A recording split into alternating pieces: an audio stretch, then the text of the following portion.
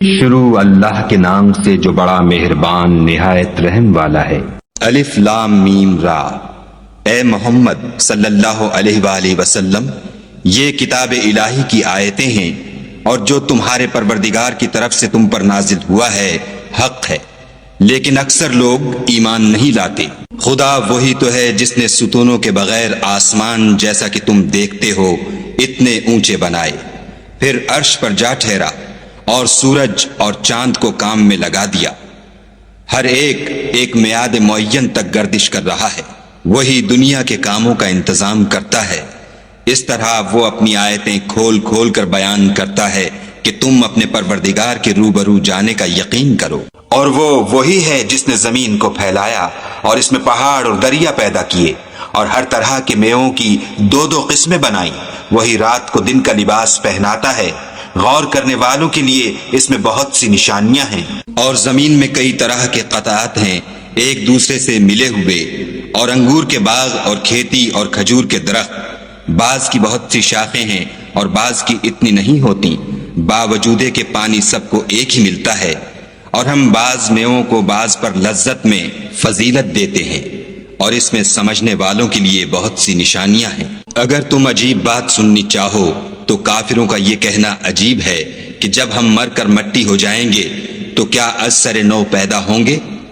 یہی لوگ ہیں جو اپنے پروردگار سے منکر ہوئے ہیں، اور یہی ہیں جن کی گردنوں میں طوق ہوں گے، اور یہی اہل دوزخ ہیں کہ ہمیشہ اس میں جلتے رہیں گے۔ اور یہ لوگ بھلائی سے پہلے تم سے برائی کے جلد خواستگار یعنی طالب عذاب ہیں، حالانکہ ان سے پہلے عذاب واقع ہو چکے ہیں، اور تمہارا پروردگار لوگوں کو باوجود ان کی بے انصافیوں کے معاف کرنے والا ہے، اور بے شک تمہارا پروردگار سخت عذاب دینے والا ہے۔ اور کافر لوگ کہتے ہیں کہ اس پیغمبر پر اس کے پروردگار کی طرف سے کوئی نشانی نازل نہیں ہوئی، سو اے محمد صلی اللہ علیہ وآلہ وسلم، تم تو صرف ہدایت کرنے والے ہو، اور ہر ایک قوم کے لیے رہنما ہوا کرتا ہے۔ خدا ہی اس بچے سے واقف ہے جو عورت کے پیٹ میں ہوتا ہے، اور پیٹ کے سکڑنے اور بڑھنے سے بھی واقف ہے، اور ہر چیز کا اس کے ہاں ایک اندازہ مقرر ہے۔ وہ دانائے نہا و آشکار ہے، سب سے بزرگ اور عالی رتبہ ہے۔ کوئی تم میں سے چپکے سے بات کہے یا پکار کر، یا رات کو کہیں چھپ جائے یا دن کی روشنی میں کھلم کھلا چلے پھرے، اس کے نزدیک برابر ہے۔ اس کے آگے اور پیچھے خدا کے چوکیدار ہیں جو خدا کے حکم سے اس کی حفاظت کرتے ہیں۔ خدا اس نعمت کو جو کسی قوم کو حاصل ہے نہیں بدلتا جب تک کہ وہ اپنی حالت کو نہ بدلے، اور جب خدا کسی قوم کے ساتھ برائی کا ارادہ کرتا ہے تو پھر وہ پھر نہیں سکتی، اور خدا کے سوا ان کا کوئی مددگار نہیں ہوتا۔ اور وہی تو ہے جو تم کو ڈرانے اور امید دلانے کے لیے بجلی دکھاتا اور بھاری بھاری بادل پیدا کرتا ہے، اور رعد اور فرشتے سب اس کے خوف سے اس کی تسبیح و تحمید کرتے رہتے ہیں۔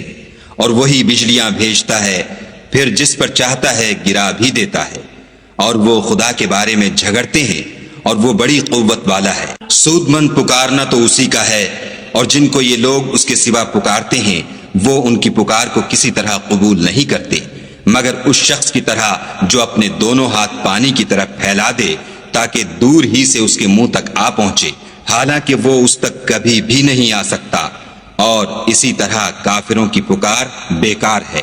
اور جتنی مخلوقات آسمانوں اور زمین میں ہے خوشی سے یا زبردستی سے خدا کے آگے سجدہ کرتی ہے، اور ان کے سائے بھی صبح و شام سجدے کرتے ہیں۔ ان سے پوچھو کہ آسمانوں اور زمین کا پروردگار کون ہے؟ تم ہی ان کی طرف سے کہہ دو کہ خدا۔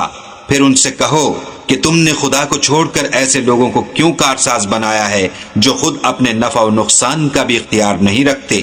یہ بھی پوچھو کیا اندھا اور آنکھوں والا برابر ہیں، یا اندھیرا اور اجالا برابر ہو سکتا ہے؟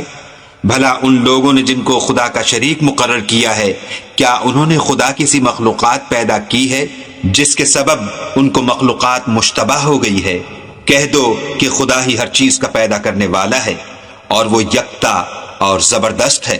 اسی نے آسمان سے میں برسایا، پھر اس سے اپنے اپنے اندازے کے مطابق نالے بہ نکلے، پھر نالے پر پھولا ہوا جھاگ آ گیا، اور جس چیز کو زیور یا کوئی اور سامان بنانے کے لیے آگ میں تپاتے ہیں اس میں بھی ایسا ہی جھاگ ہوتا ہے۔ اس طرح خدا حق اور باطل کی مثال بیان فرماتا ہے۔ سو جھاگ تو سوکھ کر زائل ہو جاتا ہے، اور پانی جو لوگوں کو فائدہ پہنچاتا ہے وہ زمین میں ٹھہرا رہتا ہے۔ اس طرح خدا صحیح اور غلط کی مثالیں بیان فرماتا ہے تاکہ تم سمجھو۔ جن لوگوں نے خدا کے حکم کو قبول کیا ان کی حالت بہت بہتر ہوگی، اور جنہوں نے اس کو قبول نہ کیا، اگر روئے زمین کے سب خزانے ان کے اختیار میں ہوں تو وہ سب کے سب اور ان کے ساتھ اتنے ہی اور نجات کے بدلے میں صرف کر ڈالیں، مگر نجات کہاں؟ ایسے لوگوں کا حساب بھی برا ہوگا اور ان کا ٹھکانہ بھی دوزخ ہے، اور وہ بری جگہ ہے۔ بھلا جو شخص یہ جانتا ہے کہ جو کچھ تمہارے پروردگار کی طرف سے تم پر نازل ہوا ہے حق ہے، وہ اس شخص کی طرح ہے جو اندھا ہے، اور سمجھتے تو وہی ہیں جو عقل مند ہیں، جو خدا کے عہد کو پورا کرتے ہیں اور اقرار کو نہیں توڑتے، اور جن رشتہ قرابت کے جوڑے رکھنے کا خدا نے حکم دیا ان کو جوڑے رکھتے اور اپنے پروردگار سے ڈرتے رہتے اور برے حساب سے خوف رکھتے ہیں، اور جو پروردگار کی خوشنودی حاصل کرنے کے لیے مصائب پر صبر کرتے ہیں اور نماز پڑھتے ہیں، اور جو مال ہم نے ان کو دیا ہے اس میں سے پوشیدہ اور ظاہر خرچ کرتے ہیں، اور نیکی سے برائی کو دور کرتے ہیں، یہی لوگ ہیں جن کے لیے عاقبت کا گھر ہے۔ یعنی ہمیشہ رہنے کے باغات جن میں وہ داخل ہوں گے، اور ان کے باپ دادا اور بیویوں اور اولاد میں سے جو نیکوکار ہوں گے وہ بھی بہشت میں جائیں گے، اور فرشتے بہشت کے ہر ایک دروازے سے ان کے پاس آئیں گے اور کہیں گے تم پر رحمت ہو، یہ تمہاری ثابت قدمی کا بدلہ ہے، اور عاقبت کا گھر خوب گھر ہے۔ اور جو لوگ خدا سے عہد واثق کر کے اس کو توڑ ڈالتے اور جن رشتہ قرابت کے جوڑے رکھنے کا خدا نے حکم دیا ہے ان کو قطع کر دیتے اور ملک میں فساد کرتے ہیں، ایسوں پر لعنت ہے، اور ان کے لیے گھر بھی برا ہے۔ خدا جس کا چاہتا ہے رزق فراخ کر دیتا ہے اور جس کا چاہتا ہے تنگ کر دیتا ہے، اور کافر لوگ دنیا کی زندگی پر خوش ہو رہے ہیں، اور دنیا کی زندگی آخرت کے مقابلے میں بہت تھوڑا فائدہ ہے۔ اور کافر کہتے ہیں کہ اس پیغمبر پر اس کے پروردگار کی طرف سے کوئی نشانی کیوں نازل نہیں ہوئی؟ کہہ دو کہ خدا جسے چاہتا ہے گمراہ کرتا ہے، اور جو اس کی طرف رجوع ہوتا ہے اس کو اپنی طرف کا رستہ دکھاتا ہے۔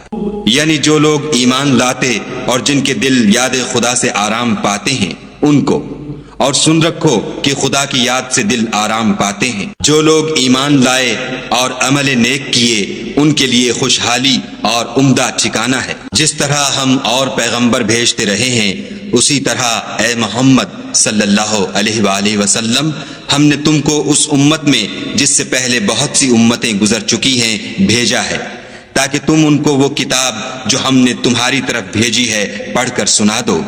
اور یہ لوگ رحمان کو نہیں مانتے، کہہ دو وہی تو میرا پروردگار ہے، اس کے سوا کوئی معبود نہیں، میں اسی پر بھروسہ رکھتا ہوں اور اسی کی طرف رجوع کرتا ہوں۔ اور اگر کوئی قرآن ایسا ہوتا کہ اس کی تاثیر سے پہاڑ چل پڑتے یا زمین پھٹ جاتی یا مردوں سے کلام کر سکتے تو یہی قرآن ان اوصاف سے متصف ہوتا، مگر بات یہ ہے کہ سب باتیں خدا کے اختیار میں ہیں۔ تو کیا مومنوں کو اس سے اطمینان نہیں ہوا کہ اگر خدا چاہتا تو سب لوگوں کو ہدایت کے رستے پر چلا دیتا، اور کافروں پر ہمیشہ ان کے اعمال کے بدلے بلا آتی رہے گی یا ان کے مکانات کے قریب نازل ہوتی رہے گی، یہاں تک کہ خدا کا وعدہ آ پہنچے۔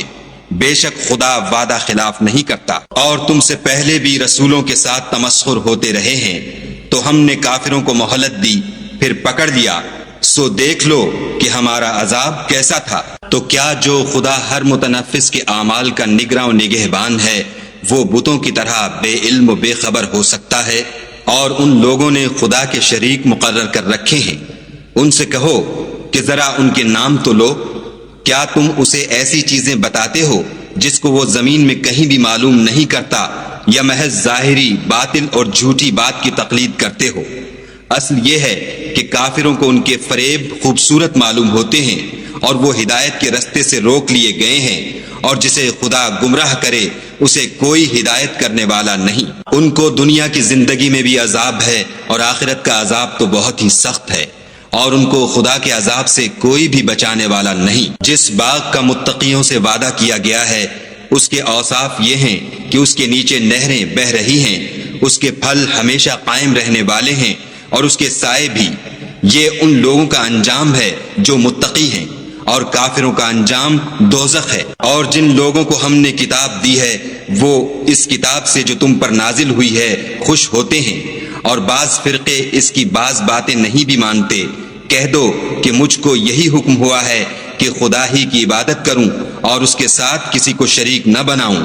میں اسی کی طرف بلاتا ہوں اور اسی کی طرف مجھے لوٹنا ہے۔ اور اسی طرح ہم نے اس قرآن کو عربی زبان کا فرمان نازل کیا ہے، اور اگر تم علم و دانش آنے کے بعد ان لوگوں کی خواہشوں کے پیچھے چلو گے تو خدا کے سامنے کوئی نہ تمہارا مددگار ہوگا اور نہ کوئی بچانے والا۔ اور اے محمد صلی اللہ علیہ وآلہ وسلم، ہم نے تم سے پہلے بھی پیغمبر بھیجے تھے اور ان کو بیویاں اور اولاد بھی دی تھی، اور کسی پیغمبر کے اختیار کی بات نہ تھی کہ خدا کے حکم کے بغیر کوئی نشانی لائے۔ ہر حکم قضا کتاب میں مرقوم ہے۔ خدا جس کو چاہتا ہے مٹا دیتا ہے اور جس کو چاہتا ہے قائم رکھتا ہے، اور اسی کے پاس اصل کتاب ہے۔ اور اگر ہم کوئی عذاب جس کا ان لوگوں سے وعدہ کرتے ہیں تمہیں دکھائیں، یعنی تمہارے روبرو ان پر نازل کریں، یا تمہاری مدت حیات پوری کر دیں، یعنی تمہارے انتقال کے بعد عذاب بھیجیں، تو تمہارا کام ہمارے احکام کا پہنچا دینا ہے اور ہمارا کام حساب لینا ہے۔ کیا انہوں نے نہیں دیکھا کہ ہم زمین کو اس کے کناروں سے گھٹاتے چلے آتے ہیں، اور خدا جیسا چاہتا ہے حکم کرتا ہے، کوئی اس کے حکم کا رد کرنے والا نہیں، اور وہ جلد حساب لینے والا ہے۔ جو لوگ ان سے پہلے تھے وہ بھی بتہری چالیں چلتے رہے ہیں، سو چال تو سب اللہ ہی کی ہے۔ ہر متنفس جو کچھ کر رہا ہے وہ اسے جانتا ہے، اور کافر جلد معلوم کریں گے کہ عاقبت کا گھر یعنی انجام محمود کس کے لیے ہے۔ اور کافر لوگ کہتے ہیں کہ تم خدا کے رسول نہیں ہو۔ کہہ دو کہ میرے اور تمہارے درمیان خدا اور وہ شخص جس کے پاس کتاب آسمانی کا علم ہے گواہ کافی ہیں۔